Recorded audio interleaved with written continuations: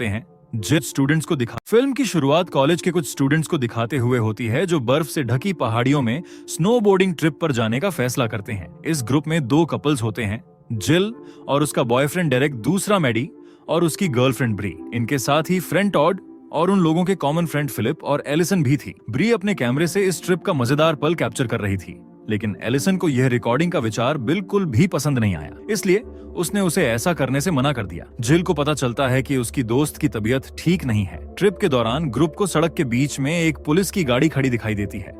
Police वाला बताता है कि आगे एक ट्रक पलट गया है और रोड फिलहाल बंद है। जिल पूछती है कि रास्ता कब तक खुलेगा, तो पुलिस वाला कहता है कि कम से कम 1 घंटा लगेगा। फिर वह सलाह देता है कि वे 7वें रास्ते से घूम कर जाएं। जिल ने दूरी पूछी और वह बताता है कि वह रास्ता करीब 80 किलोमीटर लंबा है। यह सुनकर सबका जोश थोड़ा ठंडा पड़ गया। कोई दूसरा रास्ता ना होने पर वह पास के एक पुराने गैस स्टेशन पर रुकने का फैसला करते हैं। जिल और एलिसन बाथरूम की ओर चली जाती है।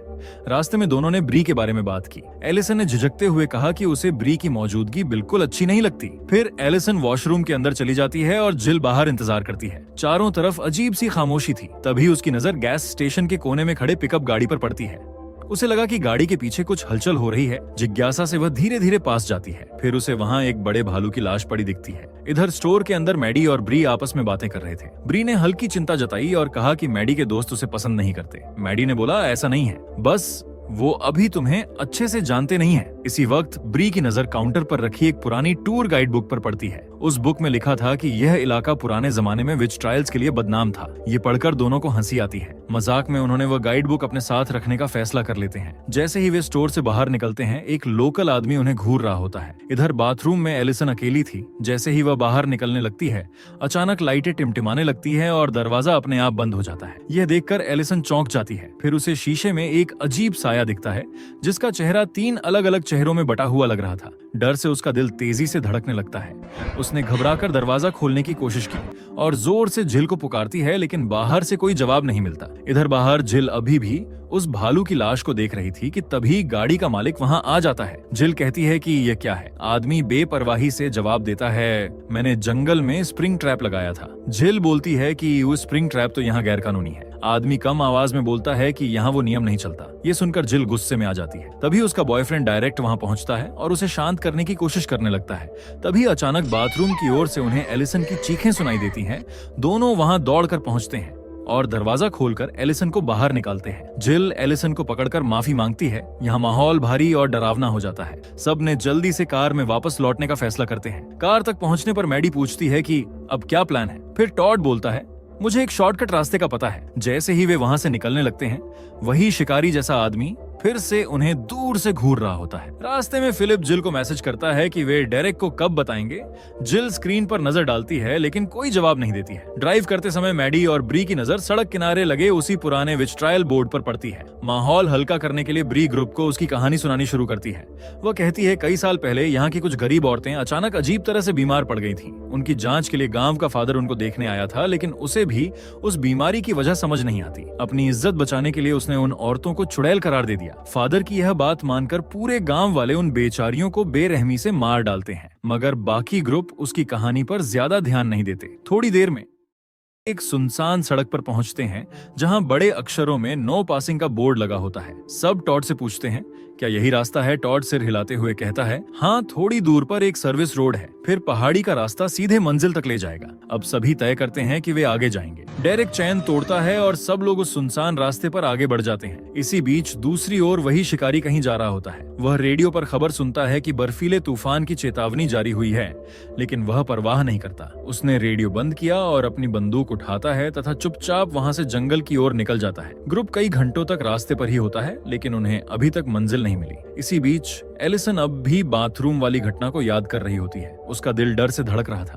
तभी वह एक टहनी पर एक कौवे को देखती है। कौवा उससे बात करता हुआ प्रतीत होता है, लेकिन वह समझ नहीं पाती और ब्री की ओर मुड़कर पूछती है कि कौवा क्या कह रहा है। लेकिन वे कहती है कि उसने कुछ नहीं कहा। तभी जिल ने एलिसन से पूछा, सब ठीक है? एलिसन ने कहा, हाँ सब ठीक है। कुछ देर बाद जिल नींद से उठी और देखा कि बाकी लोग टॉड से झगड़ रहे थे, क्योंकि कई घंटों से वे एक ही रास्ते पर थे। टॉड ने कहा, बस मुझ पर भरोसा करो। लेकिन डेरेक गुस्से में आ जाता है और सबको मोबाइल में मैप चेक करने के लिए बोलता है, लेकिन किसी के भी फोन में नेटवर्क नहीं होता। ये सब डेरेक देखता है, जिससे उसका ध्यान रोड से भटक जाता है और उनकी कार अचानक फिसल कर टकरा जाती है। ये सब सुरक्षित होते हैं, लेकिन कार बर्फ में अब फंस चुकी है। डेरेक गुस्से में टॉड पर चिल्लाने लगता है। मैडी उसे शांत करने की कोशिश करता है, लेकिन वह नहीं मानता। फिर सभी कार से बाहर उतरते हैं और देखते हैं कि गाड़ी का टायर बर्फ में फंसा हुआ है। ये देखकर टॉड गाड़ी से स्पेयर टायर निकालने का फैसला करता है। कार में एलिसन नजरें जंगल की ओर टिकाई बैठी होती है और कहती है कि हम यहाँ से कभी नहीं निकल पाएंगे। ब्री चिंता से पूछती है, इसका क्या मतलब है? तभी डेरेक ने सबको बाहर निकालने और कार को धकेलने के लिए कहता है। सब मिलकर कार को बर्फ से बाहर निकालने की कोशिश करते हैं।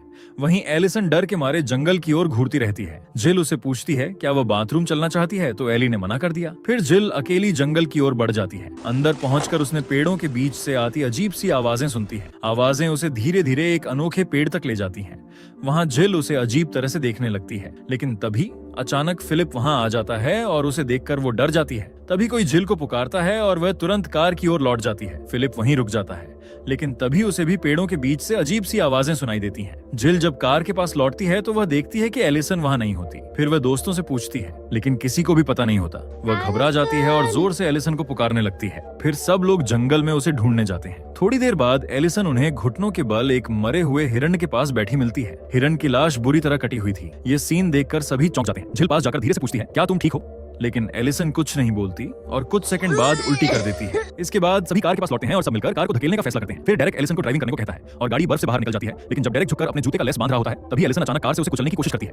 डेरेक समय रहते साइड में हो जाता है। फिर गुस्से में एलिसन को कार से बाहर निकालता है और मारने की कोशिश करता है, लेकिन तब तक सब लोग उसे रोक लेते हैं। फिर जिल कहती है कि अब हमें यहाँ से निकलना चाहिए। तभी फिलिप देखता है कि कार फिर से बर्फ में धंस गई है। सूरज भी जल्द ढलने वाला था और ठंड भी बढ़ रही थी। ये सब देखकर डेरेक सबको फोन में सिग्नल चेक करने को कहता है, लेकिन किसी के पास नेटवर्क नहीं होता। तभी उसे याद आता है कि पहले जिल के पास थोड़ी देर सिग्नल था, तो वह जिल से उसका फोन मांगता है। जिल फोन उसकी तरफ फेंक देती है। डेरेक फोन उठाता है और देखता है कि फिलिप का मैसेज आया हुआ था। ये देखकर वह सिग्नल खोजने के लिए जाने का फैसला करता है और फिलिप को उसके साथ चलने के लिए कहता है। फिलिप पहले हिचकिचाता है, लेकिन फिर डेरेक के साथ चल पड़ता है। थोड़ी दूर जाने के बाद डेरेक अचानक रुक जाता है और फिलिप को सवाल करने लगता है। फिर फोन में आए मैसेज को दिखाते हुए जिल के साथ बने रिश्ते के बारे में पूछता है, लेकिन फिलिप चुप रहता है। अब दोनों भारी चुप्पी के साथ कार की ओर लौट जाते हैं। अब कार में सभी लोग मदद आने का इंतजार कर रहे होते हैं, लेकिन सभी लोग जानते थे कि इस जगह उन्हें कोई भी ढूंढने नहीं आएगा। इस स्थिति को देखकर ग्रुप फैसला करता है किसी को बाहर जाकर मदद लानी होगी। टॉड जिम्मेदारी लेते हुए कहता है कि मैं जाऊंगा और जल्द ही लौटूंगा। आखिर मेरी वजह से हम यहाँ फंसे, लेकिन उसे अकेले जाने में डर लग रहा था। ये देखकर उसका भाई मैडी मदद के लिए तैयार होता है, लेकिन ब्री उसे जाने से रोक देती है। तब एलिसन उसके साथ जाने को तैयार हो जाती है। जिल उसे रोकने की कोशिश करती है, लेकिन वह दृढ़ थी। फिर दोनों मिलकर दोस्तों को अलविदा कहते हैं और मदद लेने के लिए उस खतरनाक जंगल की ओर बढ़ जाते हैं। अब रात हो जाती है। कार के अंदर ठंड इतनी बढ़ जाती है। तभी बाहर से एक अजीब सी आवाज आती है, मानो कोई बर्फ पर खिसक रहा हो। जिल घबराते हुए कहती है शायद कोई जानवर होगा, लेकिन बात पूरी भी नहीं होती कि अचानक जोर से कुछ कार से टकराता है। कुछ ही देर बाद बर्फ में भारी कदमों की गूंज सुनाई देने लगती है, जैसे कोई बहुत नजदीक आ रहा हो। ये सुनकर सब दरवाजे लॉक कर लेते हैं। फिर से कार में कुछ टकराता है। डेरेक को अब सब्र नहीं होता और बाहर निकलने ही वाला होता है, लेकिन जिल उसका हाथ पकड़कर रोक लेती है। तभी डेरेक को एक ख्याल आता है। वह कार की हेडलाइट्स चालू कर देता है। तेज रोशनी से सामने का सीन साफ हो जाता है और आगे का नजारा देखकर सब दंग रह जाते हैं। वो कोई अनजान खतरा नहीं होता, बल्कि वो एलिसन होती है। उसे देखते ही सभी बाहर भागते हैं और एलिसन को संभालकर कार में ले आते हैं। उसकी बॉडी पर जगह जगह खून लगा होता है, लेकिन कहीं कोई गहरा जख्म नहीं दिखाई देता। बड़ी कांपती आवाज में कहती है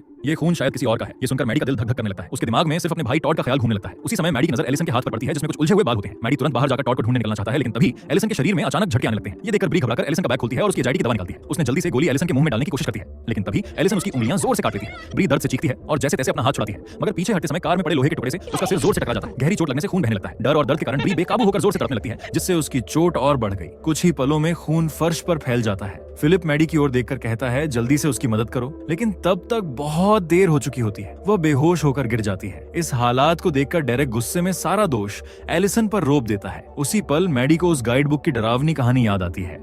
वह घबराकर कहता है यह जगह शापित है। फिर वह अचानक कार का दरवाजा खोलकर टॉड को ढूंढने बाहर निकल जाता है। जिल घबराकर उसके पीछे जाती है और उसे रोकने की कोशिश करती है, लेकिन वह ब्री की परवाह किए बिना ही अपने भाई को टॉड को खोजने निकल पड़ता है। जिल निराश होकर वापस कार में लौट आती है और सीधे फिलिप से पूछती है कि ब्री कैसी है। फिलिप ब्री की जांच करते हुए कहता है खून बहना लगभग रुक गया है और अभी के लिए ज्यादा खतरा नहीं लग रहा है। जिल गहरी सांस लेते हुए कहती है हमें अब यहाँ से तुरंत निकलना होगा, लेकिन डेरेक सिर हिलाते हुए कहता है मैं उस पागल औरत एलिसन को साथ नहीं ले जाना चाहता। जिल दृढ़ता से जवाब देती है हम उसे यहाँ अकेले नहीं छोड़ सकते। फिर फिलिप सिर हिलाता है और डेरेक का साथ देते हुए बोलता है एलिसन के साथ सच में कुछ गड़बड़ है। जिल कहती है वो बस बीमार है। इस बात पर तीनों के बीच बहस तेज हो जाती है तथा आखिर में वो तय करते हैं कि एलिसन को यहाँ अकेला छोड़ना खतरनाक होगा, इसलिए उसके हाथ बांध देंगे ताकि आगे कोई बड़ा हादसा ना हो। उधर घने जंगल में मैडी अपने भाई टॉड को ढूंढ रहा होता है। अचानक उसे बर्फ पर खून की लकीरें दिखाई देती हैं। वो निशान देखकर जोर से भाई का नाम पुकारता है, लेकिन तभी उसकी टॉर्च की रोशनी टिमटिमाने लगती है और कुछ कदम पीछे हटते ही उसे एक पैर गलती से भालू के फंदे में फंस जाता है। उधर कार में डेरेक एलिसन के हाथ बांध देता है। बेहोशी की हालत में एलिसन मैंने उसे देखा है ये शब्द बड़बड़ाने लगती है। थोड़ी देर बाद फिलिप हल्का होने के लिए बाहर चला जाता है। अकेले में डेरेक मौका पाकर जिल से कहता है मुझे तुम्हारे और फिलिप के सीक्रेट रिलेशनशिप के बारे में पता है। फिर वो जिल को उकसाने लगता है फिलिप पर भरोसा मत करो, मैंने खुद कई बार उसे दूसरी लड़कियों के साथ देखा है। जब फिलिप वापस लौटता है तो जिल का रवैया उसके प्रति अचानक बदल चुका होता है, जिसे देखकर फिलिप कंफ्यूज हो जाता है। इस बीच कार का पेट्रोल खत्म होने लगता है, जिससे हीटर भी बंद हो जाता है। घने जंगल में मैडी फंदे से निकलने की कोशिश में दर्द से चीख रहा होता है। डर और दर्द के बावजूद वह एक पत्थर उठाता है और बार-बार फंदे की पकड़ ढीली करने लगता है। कई बार कोशिश करने के बाद आखिर में वह फंदे से बाहर निकलने में कामयाब हो जाता है, लेकिन उसकी टांग से खून बह रहा है और ठंडी हवा के कारण दर्द और भी बढ़ता जा रहा है। उधर कार में सब खुद को गर्म रखने के लिए कपड़े ढूंढना शुरू करते हैं। फिलिप एक छोटा डिब्बा खोलता है जिसमें कैंडल्स रखे थे। जिल कई बार माचिस जलाती है पर बार-बार बुझ जाती है। आखिरकार वह एक मोमबत्ती जला ही लेती है। मोमबत्ती से कार का अंधेरा थोड़ा रोशन होता है, लेकिन उसी पल एलिसन से अजीब गहरी कराहट सुनाई देती है। आवाज इतनी विचित्र होती है कि सब चौंक जाते हैं और एक दूसरे की ओर घबराकर देखने लगते हैं। मैडी कार की ओर लौटना चाहता है, मगर उसका जख्मी पैर हर कदम पर चीख जैसा दर्द दे रहा है।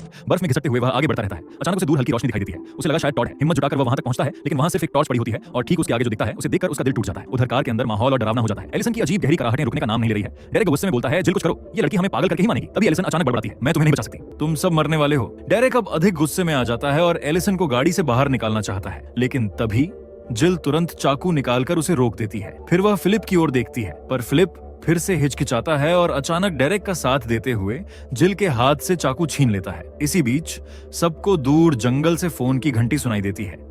यह सुनकर तीनों उस दिशा में भाग पड़ते हैं। कार में अब ब्री अकेली होती है।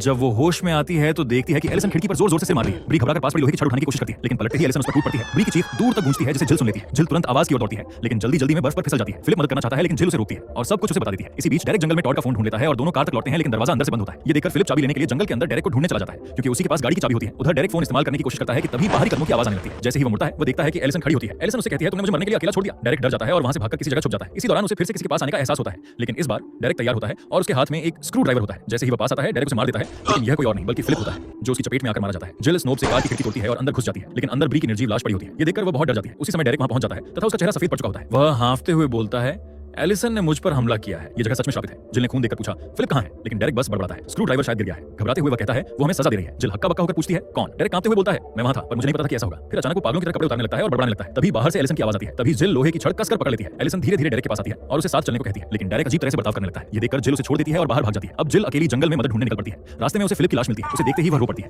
तभी दूर से एक आवाज सुनाई देती है। वो उसकी ओर दौड़ती है, लेकिन पीछे से किसी डरावने जीव की आहट उसके साथ-साथ चल रही होती है। तभी अचानक उसके सामने एलिसन आ जाती है। एलिसन स्क्रू ड्राइवर लेकर जिल की ओर धीरे-धीरे बढ़ने लगती है। तब जिल को डेरेक की बातें सच लगने लगती हैं कि यह सब एलिसन का ही किया था। फिर जिल एलिसन का हथियार छीन लेती है और उसे जमीन पर गिरा देती है, लेकिन एलिसन गिड़गिड़ाती है, मैंने कुछ नहीं किया। घबराई हुई जिल अंत में उस पर वार कर देती है और वहीं एलिसन की मौत हो जाती है। तभी पीछे से गोली चलने की आवाज गूंजती है। एक शिकारी हवा में चेतावनी देता है, पास मत आओ। अगली सुबह पुलिस वाले वहां पहुंचते हैं, जहां चारों ओर उन्हें खून और लाशें बिखरी पड़ी मिलती हैं। एक ऑफिसर जिल से पूछता है कि यहाँ क्या हुआ था। जिल बस यही बड़बड़ाती है कि एलिसन पर किसी आत्मा ने कब्जा कर लिया था और उसी ने सबको मार डाला। ऑफिसर उसे पूछता है कि उसे ऐसा क्यों लगता है, लेकिन जिल चुप रहती है। उसकी आंखों